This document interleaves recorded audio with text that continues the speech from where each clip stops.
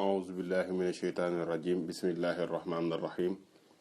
والصلاة والسلام على سيدنا محمد الفاتح لما أغلق والخاتم لما سبق ناصر الحق بالحق والهادي إلى صراطك المستقيم وعلى آله حق قدره ومقداره العظيم ورضي الله تعالى عن شيخنا ووسيلتنا إلى ربنا أحمد التيجاني رضي الله عنه وأرضاه وعنا به آمين. kon ñu dellu siwaat ci Munyatul Murid bu At-Tijani ibn Baba al-Alawi ngi nekkoon nag ci di wax ngëneel yi nga xamante ni ñi jàpp ci Seydina Cheikh radiyallahu anhu nekk ay taalibeem dañoo am ngëneel yooyu mu dellu si tey wax ne wa sahbuhu la tudrikul aqtaabu rutabahum min tiibihi qattaabu mu ne wa sahbuhu ay taalibey Seydina Cheikh saxbu bi fii ñëpp la dugal comme ni nga xam ne noonu la ko al arabi ibn Sa'ih waxee wax ne taqaddama anna al muraada bihim man taqayyada bi ahdi cheikh radiyallahu anhu min gayri ishtiraati luqiyin wala muasaratin ala haddi ma qiila fi ashaabi al a'immati al arbaabi al mazahib nee na bi ñu namm fii ci saxbu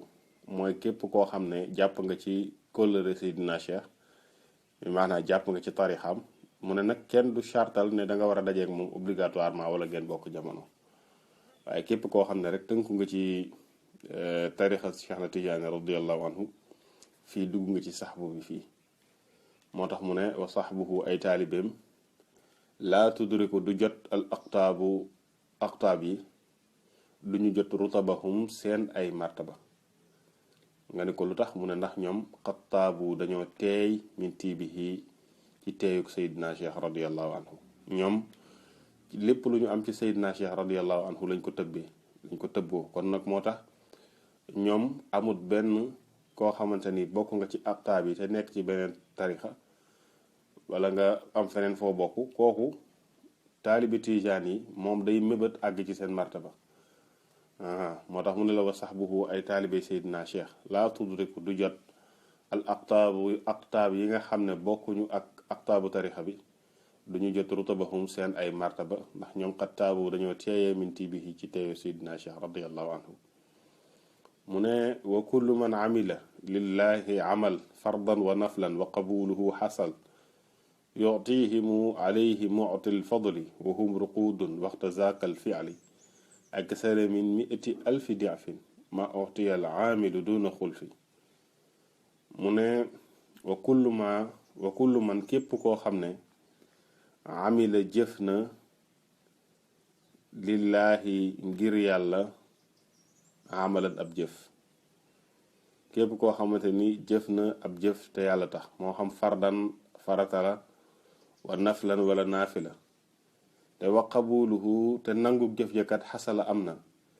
képp ku jëf ab jëf moo xam jëf ja farata la wala naafila la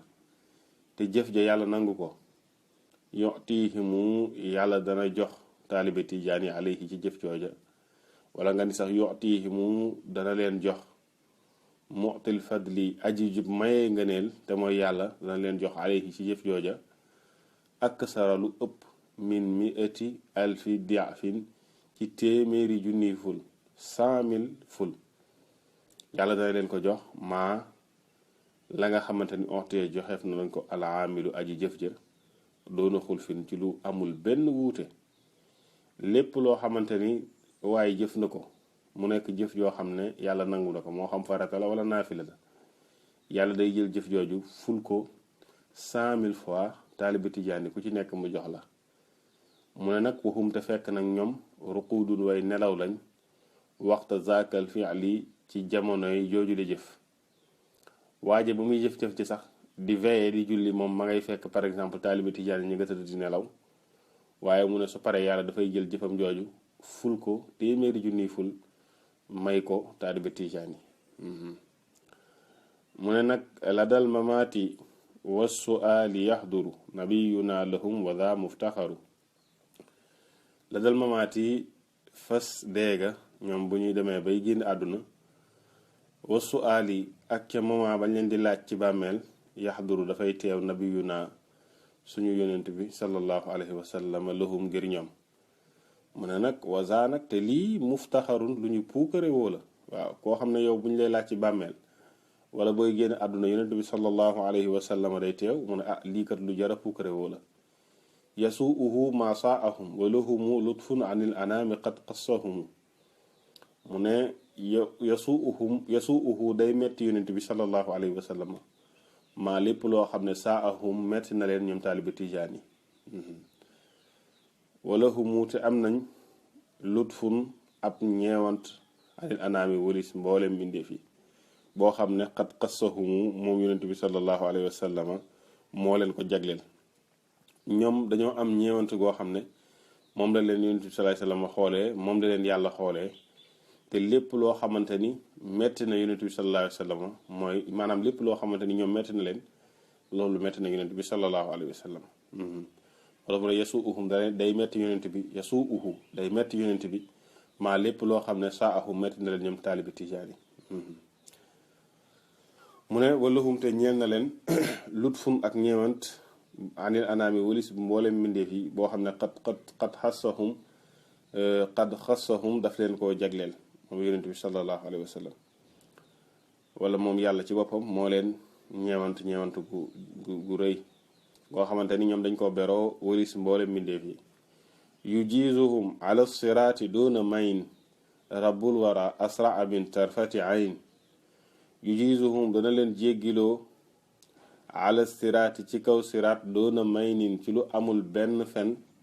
dana leen fa jéggil rabbul wara borom mbindeef yi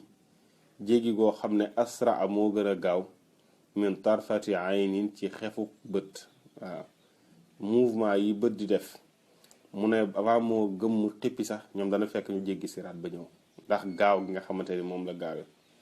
yàlla nag moo leen dimbali ñuy jaar ci kaw mbaggu malaaka yi di jéggi siraat bu ko defee mboolem tiitaange yi nekk foofu ñoom duñ ci yëg dara. mu ne min xawdi xayri nnaasi yashrabuuna wa taxta zillil arshi waaqifuuna. min xawdi xayri nnaasi ci mbalkab ki gën ci nit ñi yashrabuuna ci lañuy naan ñoom. te wa taxta zillil arshi ci ron kerug arash waaqifuuna la ñuy taxaw. ñoom taalibe tijaan yi mu ne bu bés pencee ñoom ci mbalka yonent bi sallallahu alayhi wa sallam la ñuy naane te itam bu tàngoor bi taree loolu yàlla daf leen di keralal ci suufu arash. kon nag ñoom daal yashrabuuna way naan lañ min xawdi xayri naasi ci mbalkab ki gën ci nit ñi pare waaqifuuna way taxaw lañ taxta zillil arshi ci ron kerug arash. walaw ra'at akaabirul aqtaabi ma ahadda xaaliqul wara takarruma li haulaai la bakaw alayhi wastanqasu ma rakanu ilayhi. mu ne walaw ra'at su gisoon akaabirul aqtaabi ponkali aqtaab yi maanaam aqtaab yi gën a màgg buñ gisoon ma ahadda la waajal al xaaliqul wara aji bind mbindeef yi li mu waajalal takarruman ngir ak tedd nga kese mu waajal ko li haulaai ñeel ñii te mooy taalibi tijaan yi kon de la bakaw ñu jooy alayhi ci kaw jëf jooju. loolu yàlla def danañ ci jooy de wastanqasu ñu sàkkoo tuutilu maa la nga xam ne rakkanu jéng nañ ilayhi jëm ci loolu. te su boobaa itam ñoom lañ nekkoon dañuy jàppale lu dara lu tuuti la ndax ñii li leen yàlla may dafa rëy. te loolu ñu ngi ko amee jëlee ko ci Seydina Cheikh radiyallahu taala anhu ndax lii yëpp mi ngi aju ca minti bihi qad taabu ja. 70 alfa malakin tazkuru ma zakirina min gayri shaqin qad waqa. mu ne 70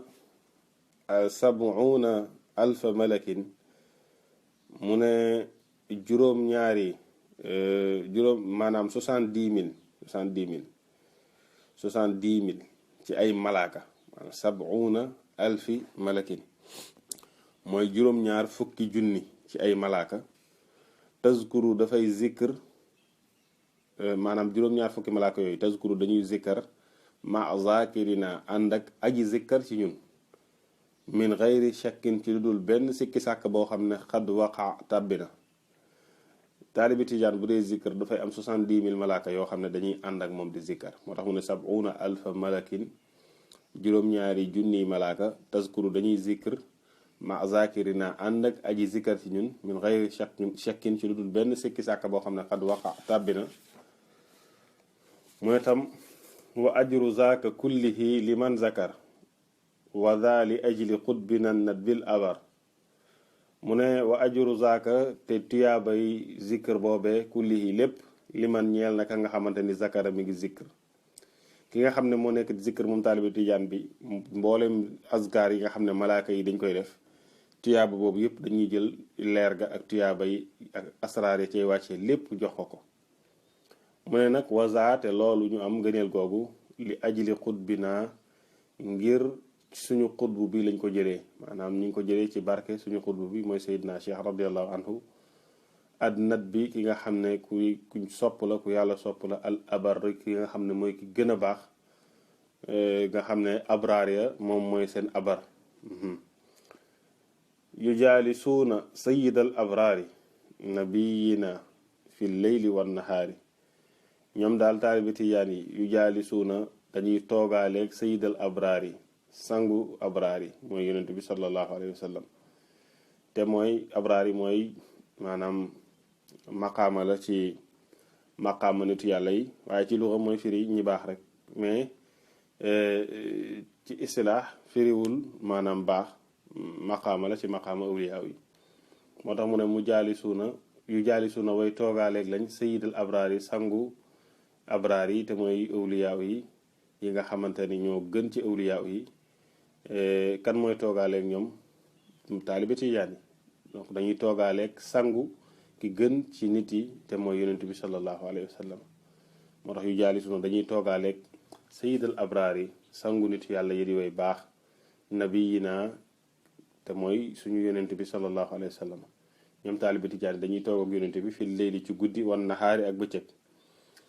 waaw ñoom dañuy toogaaleeg yonent bi sallallahu alayhi wa sallam koo xamante ni boo wasifa ak ci juróom-ñaareelu per yonent bi sallallahu alayhi wa sallam teew booy xadara yonent bi sallallahu alayhi wasallam teew nga xamante ni lu mu néew bés bu nekk da nga toogaale yonent bi sallallahu alayhi wasallam benn yoon loolu nag ñoom ñoo ko am wa nisbatul mazkuri lilladin katam ka nisbatil nuqtati lil bahril xidam wa nisbatul mazkuri maanaam boo askanalee li ñu tudd wa nisbatul mazkuri askanale li ñu tudd maanaam nga comparé li ñu tudd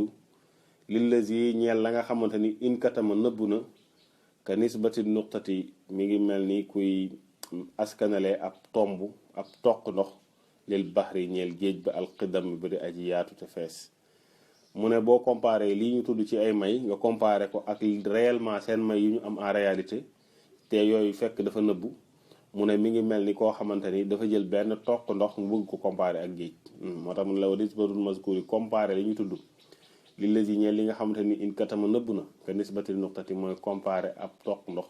lil baxri ñeel géej ba alxidam ba di aji fees te yaatu moo tax mu ne jaala naa yàlla na def ñu al ilaahu yàlla min zin naasi ci ñi leen it yàlla nañu ci yàlla boole bi jaahi cheikhina ci barke suñu sëriñ ci darajey suñu sëriñ abil abbas yi sayidina cheikh mi nga xam ne mooy abul abbas abul abbas sañ nañ ko wax képp koo xam ne ahmad nga tudd même soo amul doom bu tudd abbas ni nga xamee ni képp koo xam ne ibrahima nga tudd sañ nañ la wax abu ishaq donte amoo doom bi tudd ishaq kon nag loolu mooy ngëneel yi nga xamante ni tudd na ko fi mu nekk ay ngëneel yu bari yoo xam ne benn bu ci nekk dafa am source dafa am fu mu ko jëlee way ko moo tax al arabi ibnu saih wax ne fa ama al fadilatu al ula fa hiya fi l jaamia wa addaha muallifuhu rahimahu llahu taala min manaqibi saydina radiallahu anhu fa qaala wa min manaqibihi anna ashaabahu daaxilina fi tariqatihi lahum maratibu yowma alqiyamati akbaru min maratibil awliyaa yi mu ne ngëneel gu njëkk gi mu wax ne axtaab yi dañuy maanaam axtaab yi nga xamante ni bokkuñu ci tarixa bi mu ne ñooñu mënuñoo jot martaba yi nga xamante ni taalibi tijaan yi am nañ ko ndax ñoom ci teeyu Seydina Cheikh lañ teeyee mu ne loolu mooy wax ji nga xam ne moo nekk ci jaami bu Seyd Muhammad ibnul Mushri nga xamante ni mu ne moom ba muy lim moom manaqib yi nga xamante ni jaloore yi nga xam ne daraja yi nga xam ne Seydina Cheikh radiallahu anhu am na ko booba la doon liiraale la doon waxaale nga ne lii mu ne bokk na ci maanaam martaba yi Seydina Cheikh am ak ci daraja yi mu am mooy taalibeem yi nga xam ne dugg nañ ci tarixa bi dañuy am martaba yomal xiyaam martaba boo xam ne moo ëpp doole martaba yi nga xam ne yeneen wëllu yi am nañ ko kon nag loolu la jël way ko wax ne ñoom taalibe tijaan yi la ñuy am bu bés pencee aqtaab yi dañ leen di ñee mu ne wa xawlu naazim huna min tiibihi qad taabu ka tacliili li hadihi alfadilati saniyati معناه أنهم أعني أصحابه الداخلين في طريقته رضي الله عنه إنما نالوا هذه الخصوصية على أكابر الأولياء من أجل مقامه الأرفع الذي لا مطمع فيه لغيره من كمل العارفين الأتقياء العربي ابن سائح نانا وحجم وحنا من تيبه قطابو من لولو دفاي إندي argument wax illa bi tax ñoom ñu am loolu ñu am mu ne nag lim ci jublu mooy ne taalibi Cheikh na Tidiane yi nga xamante ni dañoo dugg ci tarixam ñoom li tax ñu am particularité boobu ci kaw mboolem awliyaaw yi ñu fayte leen kaw loolu kat du ci ñoom de waaye ñu ngi ko amee ci maqaama Cheikh na Tidiane bi nga xam ne dafa yëkkatiku te amul kenn ci aarifiine yu ragal yàlla yi koo xam ne xemmeem nga am maqaama bi Seydina Cheikh am radiyallahu taala anhu kenn ci ñoom mënu koo am mu ne nag loolu moo tax mu junj wax ji wax ne min tiibihi xattaabu mu ne waka anna naazimu ramaza bihi ila ma sabata an baadi alxaasati min al ashaabi almushaari ilayhim bilfathi bayna al ixwaani wal ahbaabi min annahu talaqa an baadi ahli al ixtisaasi mimman kaana yara annabiya sallallahu alayhi wa sallam wa kaana id daaka bilmadinati almunawarati ala musharrafiha afdalu salaati wassalaam أن مما أكرم الله به سيدنا رضي الله عنه وتفضل به عليه من الخصوصية التي يعز مثلها ووجودها لغيره إلحاق أصحابه بدرجته ورتبته في جميع مقامه ولا في جميع مقاماته التي لا يزال مترقيا فيها إلى أبد الآباد فلا يرتقي من مقام من المقامات حتى يحصل المقام الذي قبله بمذية الإلحاق لأتباعه رضي الله عنه ولا يزال كذلك من فضل الله تعالى كلما ترقى من مقام إلى ما فوقه خلفه فيه أصحابه وأتباعه دائما أبدا العربي ابن سايح ne dafa mel ni naazim bi te mooy Tijaan ibn Baba yooyu xasida bi mu ne dafa mel ni dafa junj li nga xam ne dafa sax ñu jëlee ko ci lenn ci ñi nga xam ne dañoo am particularité ci taalibe Seydina Cheikh yi nga xam ne ñëpp seedeel nañ ko ni ku am fatxu la ci diggante taalibe Seydina Cheikh yi mu ne moom itam mi ngi dafa jëlee ci lenn ci ñi am particularité ñi nga xam ne dañoo am ay jago ay xusuusiyaat ci koo xam ne daf doon sax gis yonent bi sallallahu alayhi wa sallam te moment boobu kat mi ngi nekkoon Madinatul Munawwara Madinatul Munawwara ka fa nekk te mooy yonent bi sallallahu alayhi wa sallam yàlla na yàlla sotti ci moom gën ci julli ak gën ci sëlmal mu ne bokk na ci yi nga xamante ni yàlla daf ko maanaam terale Seydina Cheikh radiyallahu taala anhu moom Seydina Cheikh tam mu gënee ci moom maanaam mu gënee ñëpp ci sababu martaba yooyu ci sababu yooyu ko yàlla teralee ci ay particularité yi nga xamante ni jafe na nga gis ko am lu mel noonu maanaam kenn amu ko te mooy yàlla yéegal gi mu yéegal ay taalibeem ci darajaam ak ci martabaam ci mboolem maqaama yi nga xamante ni moom Seydina Cheikh dañul di yéeg ci maqaama yooyu diiru faw mësul dañ ci di yéeg ci maqaama yooyu mu ne teewul yàlla dafa yéegal taalibeem yi ci maqaama yooyu mu ne loolu tam mi ngi bokk ci particularité yi ndax koo xam ne heure boo yéegee maqaama ñu yéegal ci say taalibe mu ne loolu itam kéemtaan la loo xam ne yàlla moo ko jagleel Seydina Cheikh mu ne te itam amul Seydina Cheikh du yéeg benn maqaama ci mboolem maqaama yi lu dul ne yàlla daf cay yéegal taalibeem yi loolu nag yàlla daf koy def ci simple lu fekk mu may leen ko mu nekk ngëneel te loolu nag mu ne dañul di am maanaam Seydina Cheikh saa yoo xam ne yéeg na benn maqaama rek yàlla daf cay yéegal ay taalibeem kon loolu mi ngi bokk ci ngëneel yi nga xamante ni lu ñu soloo la jëlee ko ci Seydina Cheikh radiyallahu taala anhu bés bu yéegee maqaama taalibe yëpp àndandoo yéeg ci ay maqaama moo tax ñoom seen maqaama fayte kaw fayte gi mu fayte kaw nag kon gis nga ne du ci ñoom waaye ci sababu maqaama Seydina Cheikh radiyallahu taala anhu la moo tax mbooleem ngëneel yi ñu tudd ci salaatul fatiha ak mbooleem yeneen azkar yi ngay gis yëpp ñu ciy wax ay ngëneel c'est parce que dañ ñoo fay martaba Seydina Cheikh radiyallahu anhu martabaam lañ ñu fay moom bu zikré benn salaatul fatiha la cay bàyyeekoo ci ay ngëneel loolu la ñu fay bépp taalibi tijaan boo xam ne zikr nga salaatul fatiha ndax dañoo jàpp ni yow dangaa jël Seydina Cheikh mu nekk ki la wuutu ci jàng salaatul fatiha ndax boo gëmee ni lottu nga ci jàng salaatul fatiha Seydina Cheikh rek moo mën a jàng salaatul fatiha ndax moom rek mooy ki mën a julli ci yonent bi sallallahu alayhi wasallam julli gu complet julli goo xam ne day jox yonent bi sallallahu alayhi wasallam xàqam mu ne soo ko xamee maanaam loolu yàlla rek moo koy def sa waaye jaarale ko ci làmmiñu Seydina Cheikh radiyallahu taala anhu kooku ki nga xamante ni moom gëm na loolu kooku dañ koy fay ci benn salaatul fatiha bu mu zikr mu ngëneelu Seydina Cheikh maanaam day mel ni Seydina Cheikh moo zikr salaatul fatiha bu ñu fay ko ci yiw kon loolu maanaam moo tax ñu am taalibe tijaan yi am loolu ñu am mu ne nag wa maziyatul ilxaaq allati asharna ilayha hiya al mustanasu laha indahum bi xawlihi taala wallazina amanu wattabauhum zurriyatuhum bi imaanin alxaqna bihim zurriyatihim mu ne li nga xamante ne moom lañ junj ne Seydina Cheikh radiyallahu anhu taalibeem yépp yàlla dafa yéegal maanaam daf leen yéegal ci maqaama Seydina Cheikh radiyallahu taala anhu mu ne mooy li nga xam ne rek moom la yàlla wax ci alquran ne ñi nga xamante ni gëm nañ yàlla te seen sët itam topp leen ci gëm yàlla ne danaa yéegal seen sëddee ci ñoom mooy ñi nga xamante ni topp nañ ci tànku seen maam yàlla ne danaa leen yéegal ci seen maam moo tax baatub nag wattabauhum maanaam wattabaathum zurriyatuhum bi imaanin lii lu matal bàyyi xel la mooy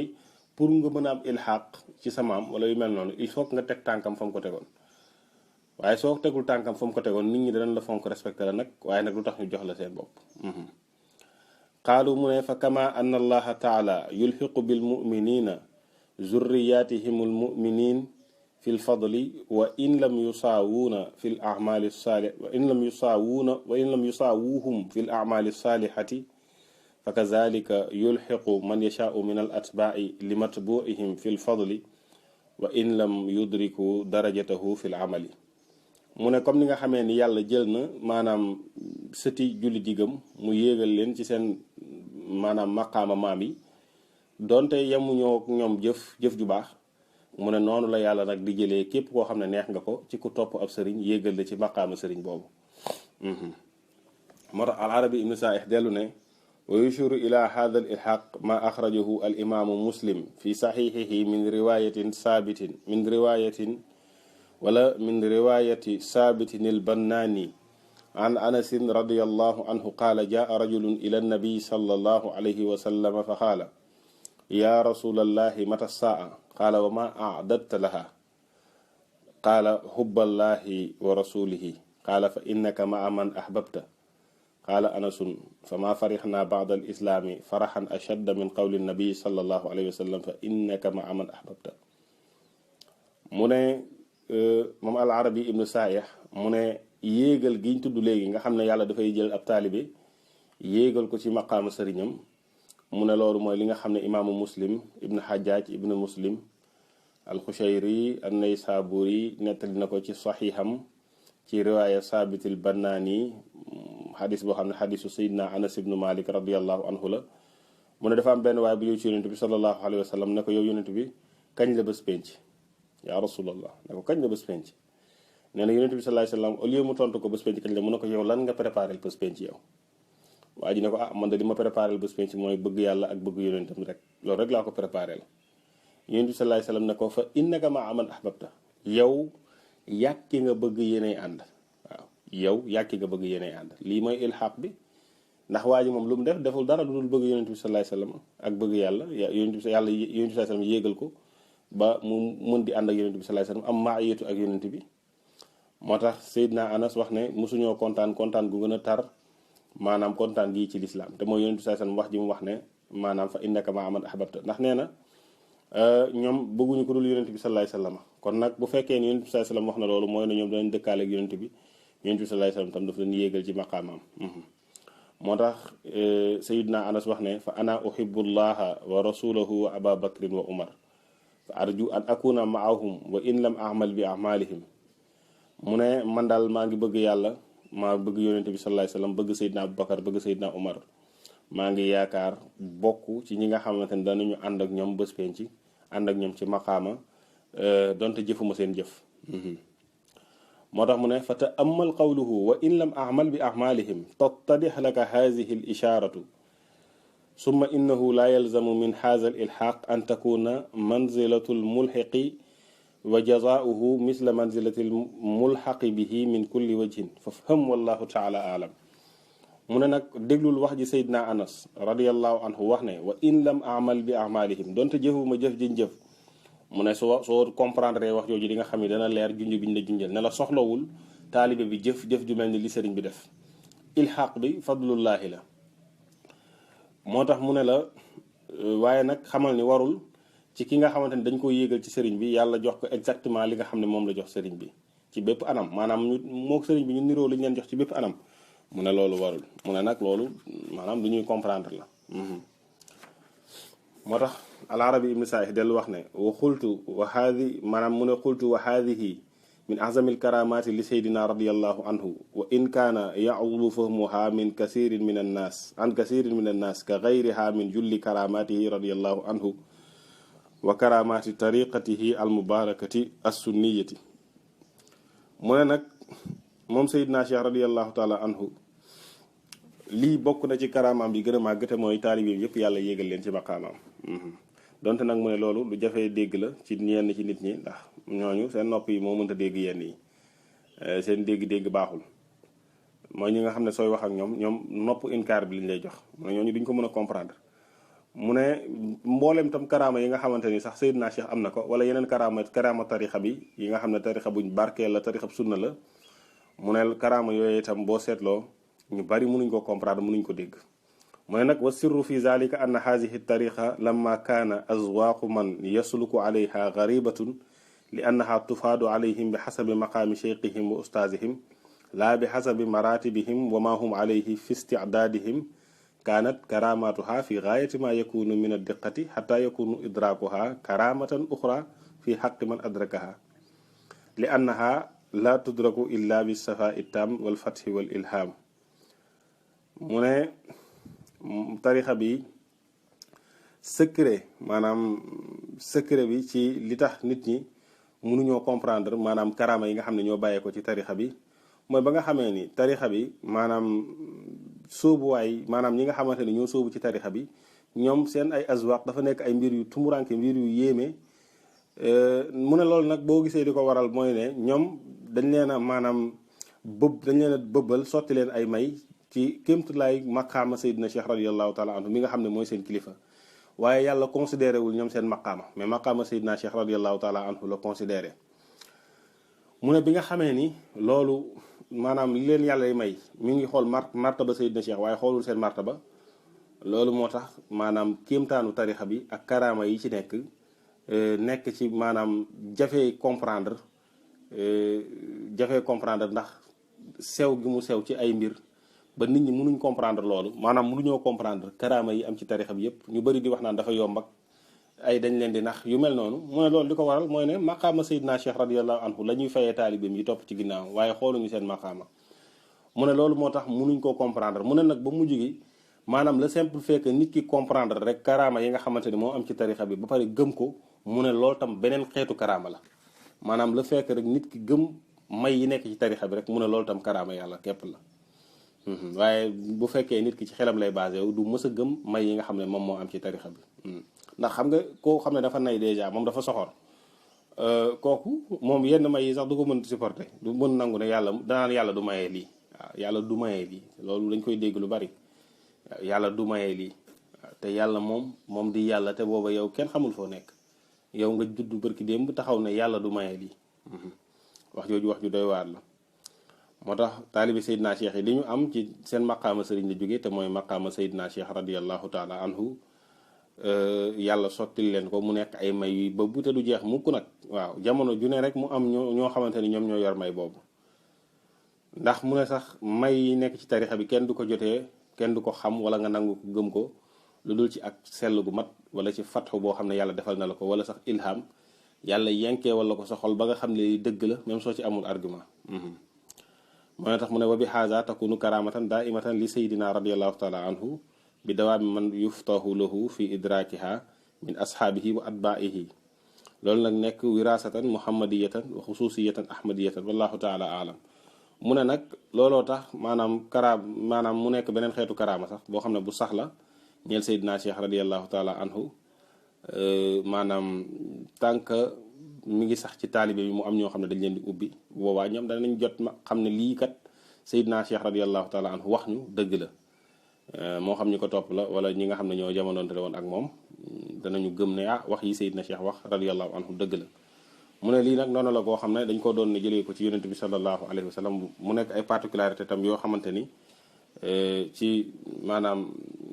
ci yonent bi sallallahu alayhi wa sallam la bàyyeekoo ñoom taalibi tijaan yi ñu am ko. kon lii amul leen lu ci tumuranke maanaam yàlla dafa yéegal seen maqaama ci maqaama Seydina Cheikh radiallahu taala anhu loolu lu simple la. moo tax mu ne al arabi ibnu saih wax ne wa amal fadilatu saniyatu fa hiya mimma sabata an cheikh radiallahu anhu ala alsilati siqaati min ashaabihi wa min al mutawatiri al mashhuri aydan bayna atbaihi wa ahbabihi wa sababuha ma haddasani bihi ba'du al fudalaai min ashaabihi wa mulaazimihi radiallahu anhu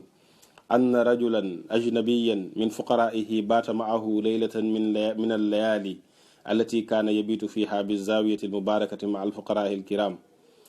فلما أصبحوا ذهب ذلك الأجنبي وجعل يتحدث مع العوام على عادة المتهورين القاصر الأفهام ويقول كنت أظن أن هذا الشيخ وأصحابه يبيتون في حال اجتهاد من أنواع العبادة فإذا هم يبيتون كما يبيت غيرهم من الناس لا يزيدون على المحادثة بينهم فيما يتحدث فيه kullu naasin